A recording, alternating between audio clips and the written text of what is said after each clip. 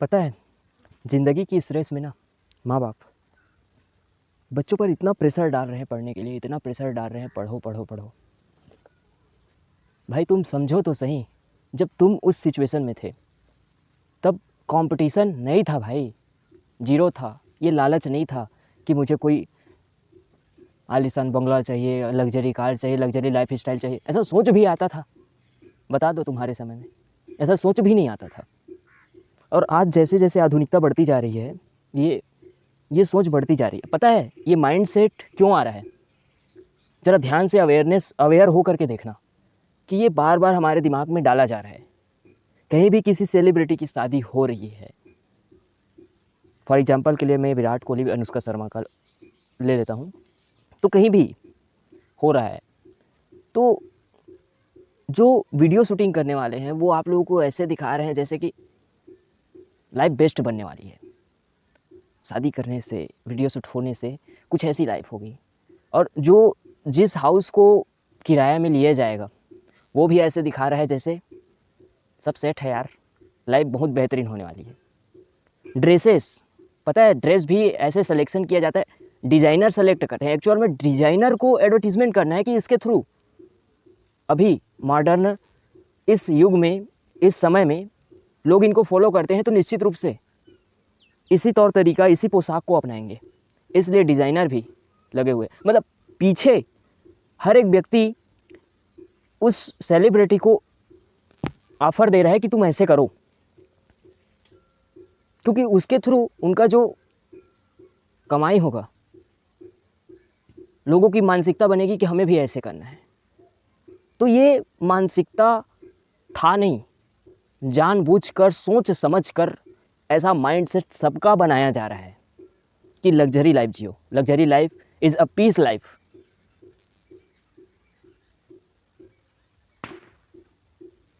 उनकी real life को कभी देख लेना, होता ही नहीं है भाई। पीसफुलनेस जो है ना किसी भी इंसान में, वो स्टेबिलिटी से आती है, ध्यान से आता है, एक बेहतर जीवन शैली से आता है, बेहतर दिनचर्या से आता है, बेहतर डाइट से आता है, बेहतर एक्सरसाइज से आता है, बेहतर नींद से आता है।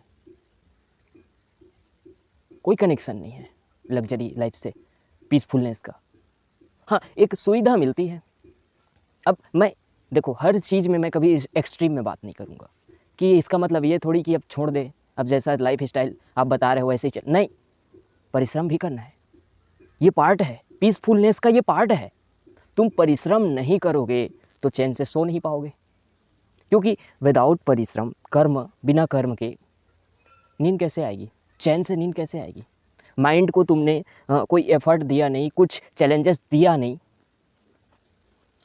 और उसके बाद फिर सोचते हो कि चैन से नींद पड़ जाए। How is it possible? ऐसा नहीं। तो कर्म भी करना है। तो मैं बोल रहा था कि माँ बाप ज़्यादा प्रेशर कर रहे हैं अपने बच्चों पर कि मतलब देख बेटा, पढ़ोगे लिखोगे तो ऐसा हो गया, ये हो गया। पता है तुम लोग सोच रहे हो बिल्कुल सही है, बट तुम्हारी वे ऑफ थिंकिंग जो है वो गलत है, क्योंकि तुम्हारा टारगेट है luxury life style. Luxury life style जो कि बिल्कुल गलत है। तुम अपने थॉट को बच्चों पर थोप रहे हो। तुमने जो नहीं कर पाया अपने जीवन में, अब बस उस पर थोप रहे हो कि करो। पता है आपको लगता होगा कि बच्चे मेहनत नहीं करते, वो भी मेहनत करते हैं, अपनी तरफ से कोशिश करते हैं कि मैं भी, माँ बाप बोल रहे हैं तो मैं भी पढ़ूँ। भीतर से ये भी आता है कि क्या लाइफ स्टाइल है यार, मैं भी पढ़ूँ यार। एक भीतर से भी कंपेयर होता है कि मुझे भी पढ़ना चाहिए, मुझे भी मेहनत करना चाहिए, मुझे भी परिश्रम करना चाहिए। बट ऐसा हो नहीं पाता है, और क्यों नहीं हो पाता है वो बच्चों को भी समझ में नहीं आता। जब मैं उस स्तर में था, स्टडी करता था, मैं देखो माँ बाप बोलते थे पढ़ो, ठीक, जनरली मुझे उतना टॉर्चर या फोर्स नहीं किया जाता था पढ़ो करके, बट मेरे भीतर से आता था कि मुझे पढ़ना चाहिए, लेकिन मैं पढ़ नहीं पाता था। मेरा समय कहाँ जाता था, कैसे बीत जाता था, वो बस प्लीजर में इन्वॉल्व हो चुका था मैं। छोटे छोटे प्लीजर अभी प्लीजर के रूप में हमारे पास क्या चीज़ है? एडिक्शन में जैसे कि मोबाइल, उसको चलाने से तुरंत तो प्लीजर मिलती है, पर जो है ये धीरे धीरे एक प्रॉब्लम क्रिएट करता है। एक ट्रैप है मोबाइल भी, एक एडिक्शन है। मैं समझता हूँ जितना कि शराब एडिक्ट होता है, सिगरेट एडिक्ट होता है, उससे कम नहीं है मोबाइल एडिक्शन। इससे हम उस पर क्या करते हैं, बस देख रहे हैं, स्क्रॉल कर कर देख रहे हैं, उसमें कोई हमारे माइंड को एफर्ट नहीं करना पड़ रहा है, बस देख रहे हैं। जैसा प्रोग्रामिंग हुआ है, प्रोग्रामिंग होने के बाद उसको देख रहे हैं, माइंड कहाँ लग रहा है। बॉडी कहती है कि माइंड लगना चाहिए, माइंड को नए नए चैलेंजेस मिलना चाहिए, और उसको सॉल्व करके जो माइंड को एक पीसफुलनेस मिलेगा, दैट इज़ वेरी इंपॉर्टेंट। तो ये मैं बोल रहा हूँ, तो पढ़ने में मन क्यों नहीं है। सबसे बड़ी प्रॉब्लम ये है कि हम यदि अपनी पूरी दिनचर्या को देखें, पूरी दिनचर्या को आप देख लेना, हमारा मन भटक रहा है। हम किसी एक जगह पर स्टक होकर के नहीं बैठ पा रहे हैं। Why? What is their reason? We don't know, but ऐसा हो रहा है। तो पहले तो ये इसी में ध्यान दे रहे हैं कि भाग कहाँ रहा है, ये मन भाग कहाँ रहा है और क्यों भाग रहा है। What is their reason?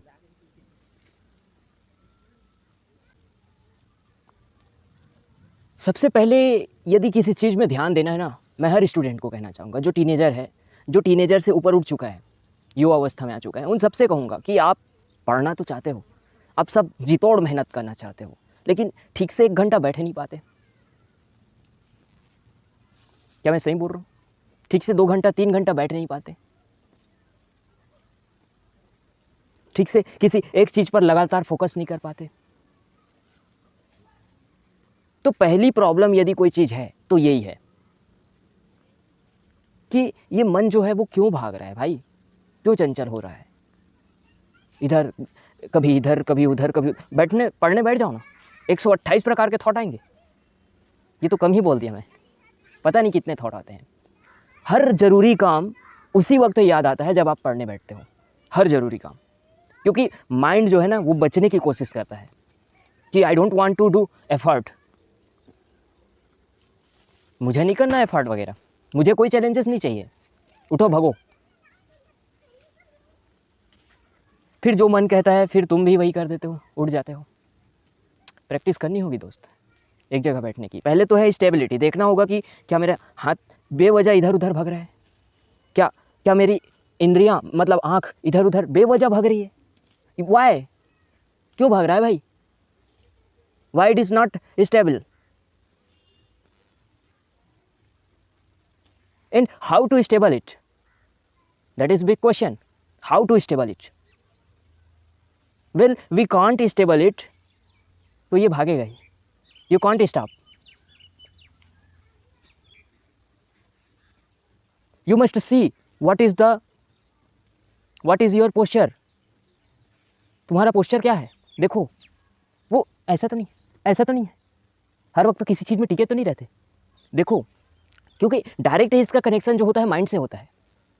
Mind, आपको पता होगा कि हमारे बॉडी में पूरा तंत्रिका जाल बिछा हुआ है, न्यूरॉन्स। यदि मैं किसी उंगली को ऐसे हिला रहा हूँ, how is it possible? Because of neuron, तंत्रिका तंत्र के कारण से ये हिल पा रहा है। यदि कोई व्यक्ति पैरालिसिस हो जाता है तो उसका एक अंग काम करना बंद कर देता है। वाई?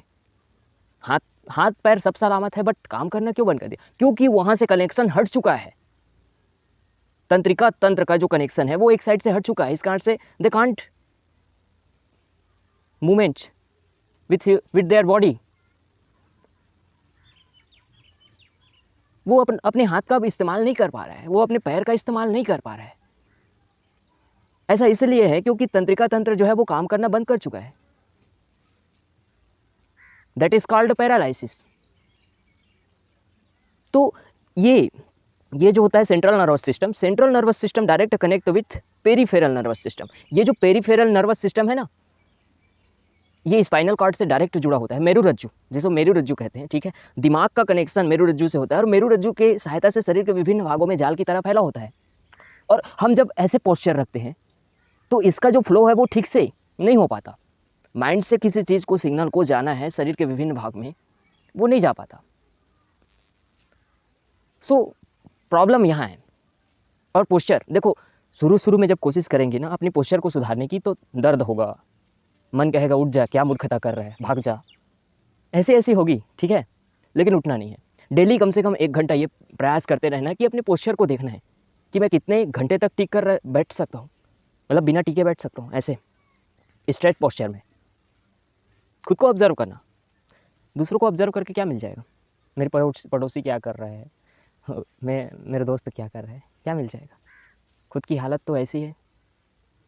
तो पोस्चर को ऑब्जर्व करना है, फिर देखना है कि धीरे धीरे ये स्टेबल होगा। जब ये स्टेबल होगा माइंड स्टेबल होने लगेगा। देखो भाई, किसी भी चीज़ को विदाउट प्रैक्टिकल मैं नहीं बोलता, प्रैक्टिकल किया हूँ। आप ऐसे फिर पोस्चर में मुझे घंटों बिठा लो, मुझे कोई फ़र्क नहीं पड़ता। ये वाला posture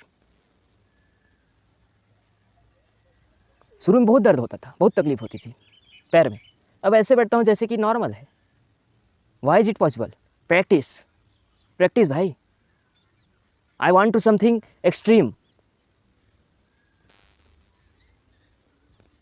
I want to live my life with extreme. So मुझे तो करना ही है, आप करो या ना करो, मुझे तो करना ही है। लेकिन टीनेजर से मैं ज़रूर बोलूँगा, जिन भी टीनेजर के माता पिता उनको फोर्स कर रहे हैं कि पढ़ाई करो, लेकिन उनसे पढ़ाई नहीं हो पा रहा है, बार बार वो मोबाइल में आकर के अटक जा रहा है। प्रॉब्लम यहाँ है कि पोस्चर को तो पहले देखो।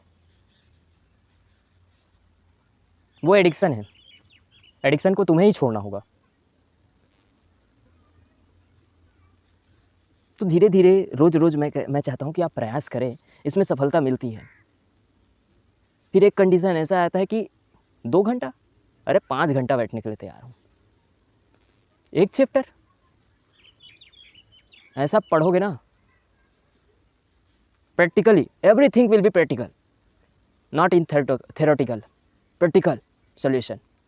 रिजल्ट ना मिले डिसलाइक करके जाना, गाली लिख के जाना कमेंट में, ठीक। धन्यवाद।